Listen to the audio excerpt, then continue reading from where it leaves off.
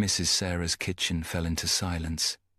A heavy stillness, broken only by the constant tick-tock of the grandfather clock on the wall. A relic left by her husband.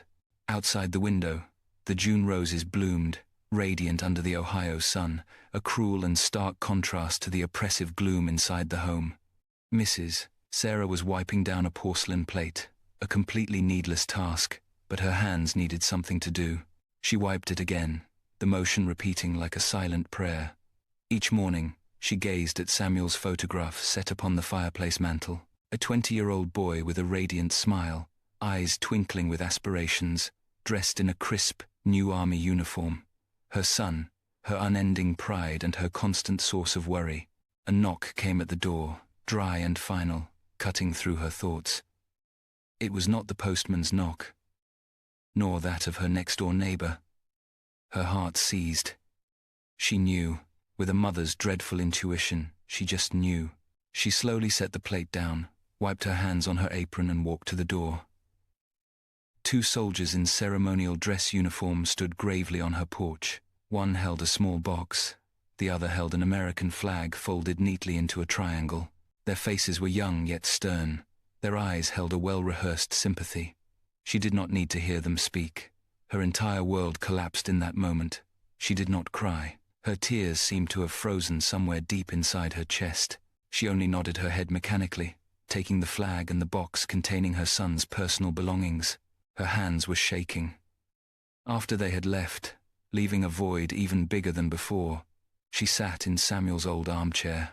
She hugged the flag to her chest, pressing her face into its sharp, neat folds.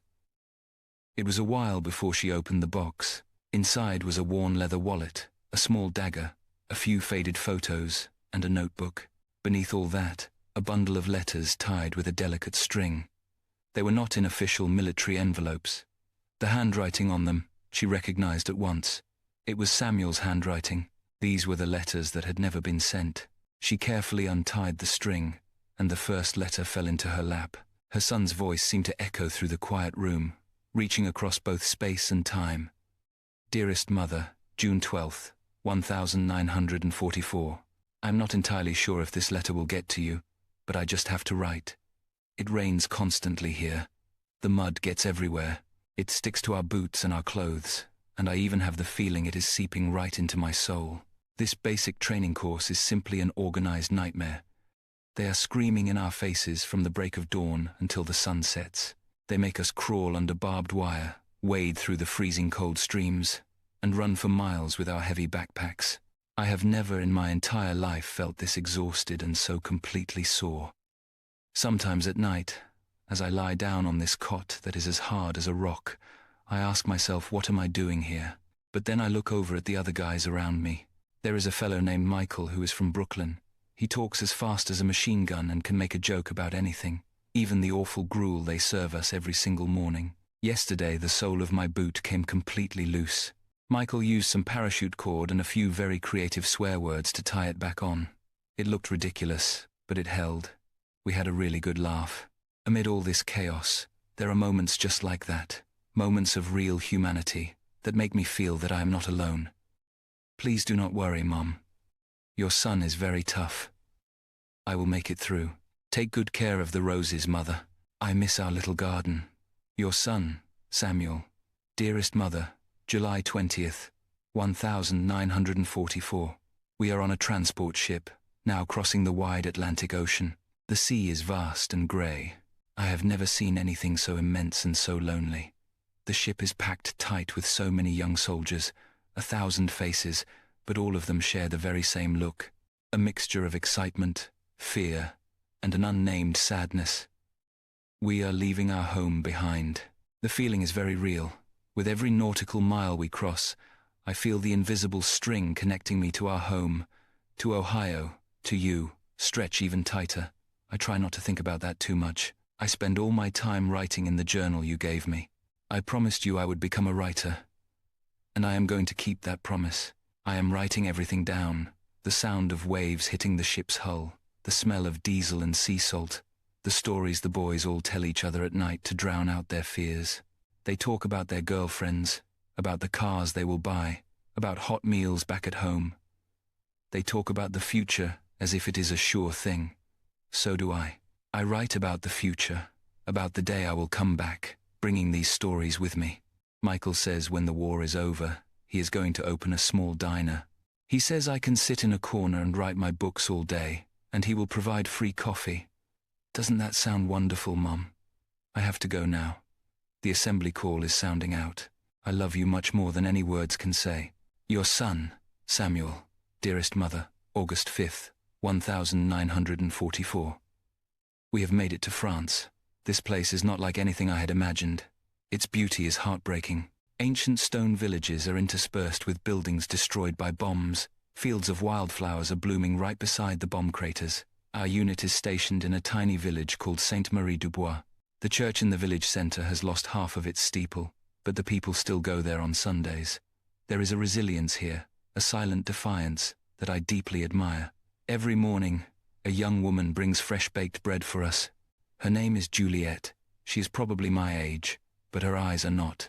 Her hazel eyes look as if they have witnessed a century of sorrow, yet somewhere in them a faint glimmer of hope still shines. She speaks little, and her smile is very rare, like a sunbeam breaking through the dark and gloomy clouds. But when she smiles, her whole face lights up. I am learning a few French words so that I can thank her for it properly. Michael teases me about it, but I do not care at all. Seeing her each morning, seeing how life goes on in spite of everything, that brings me a strange sense of peace. I am writing a great deal. About the ruins, and about the wild flowers, and about Juliet's eyes. I hope that one day you will be able to read all of what I have written. I love you, Mum. Your son, Samuel. Dearest Mother, August 28th, 1944. Today has been a very good day. The sun shone, and for the first time in weeks, there were no gunshots in the distance. The fence on Juliet's family farm was damaged in a recent shelling. Michael and I spent the whole afternoon helping her father repair it. He is a stern, quiet man, but his hands are so skillful. He taught us how to whittle the new wooden posts and how to stretch the barbed wire. The manual labor felt good. It kept my mind off of other things. After we had finished our work, Juliet's mother invited us into their home for supper. It was a simple meal of only vegetable soup and some bread, but it was the best meal I have ever eaten. We sat around an old wooden table in a warm, cozy kitchen. Juliet talked much more. She asked me all about Ohio, about the snowy winters and the summers full of fireflies. I tried my best to describe it to her with my little French and lots of hand gestures. She laughed, a real laugh, clear and resonant. Mom, her laugh sounds like the church bells on a quiet Sunday morning. For a moment, I had forgotten all about the war. I was just a young man sitting in a warm kitchen, talking to a beautiful girl. I felt like a normal person again. That single moment, I will treasure it forever. It is what I will be fighting to protect. I hope you are doing well. I think about you every single day. Your son Samuel. Dearest Mother, September 19th, 1944. Last week, we went out on a patrol. Things did not go according to our plan. We were ambushed. I will not go into the details. You would not want to know. We lost one of our men, a boy from Texas. I do not even remember his name. He was only 18 years of age. That night, no one in the barracks said a single word. The silence was worse than the gunfire. I saw fear. Not the fear for myself, but the fear in Michael's eyes, seeing him clutch his dog tags. The fear of thinking of the mother in Texas, who would soon get a telegram. Today, I learned what real fear truly is.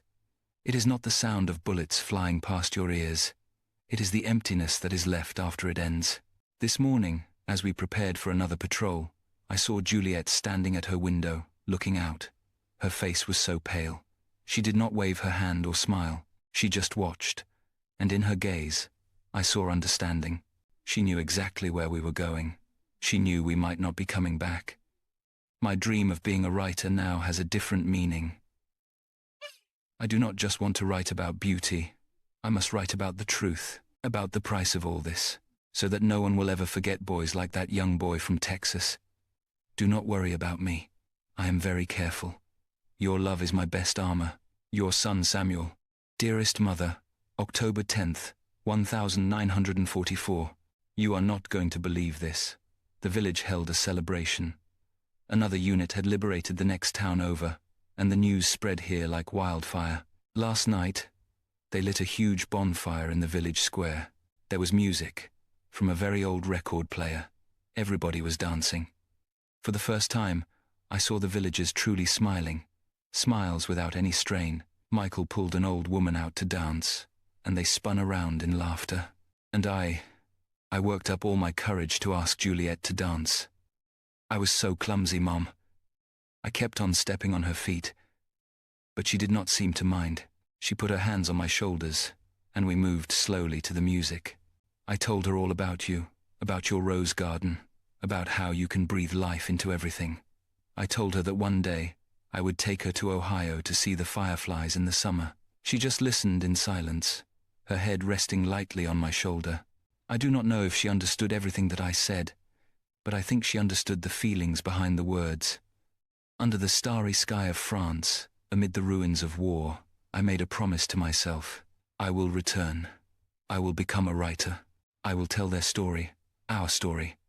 I will build a world with words, where there are no gunshots, only laughter and music from an old record player. I love you, Mom. I am fighting for a future where dances like this can exist. Your son, Samuel. Mrs. Sarah read to the very last letter. The handwriting was scrawled, rushed. The ink was smudged in a few spots, as if by a drop of rain, or maybe a teardrop. November 2nd, 1944. Mom, we are moving out soon. A big battle. I do not have much time. I just wanted to tell you that I love you. Everything that I am. The kindness, the courage. It all comes from you. You taught me how to see the beauty even in the darkest of places. Do not worry for me. I have lived. I have loved. I have seen the very worst of things, and also the most beautiful. If you see Michael again, please tell him to be safe. And Juliet, I have a blue ribbon for her, the color of an Ohio sky after the rain. I have kept it in my pocket. I hope I can give it to her myself. Please tell her that I will always remember her laugh. I am not afraid. Your son will always be right there with you. I love you. Your son, Samuel. The letter simply ended there. Mrs. Sarah broke down. The tears she had held back for so long had finally burst forth. She cried for her son, who never had the chance to give away the simple blue ribbon. She cried for the writer who would never get to finish writing his own book.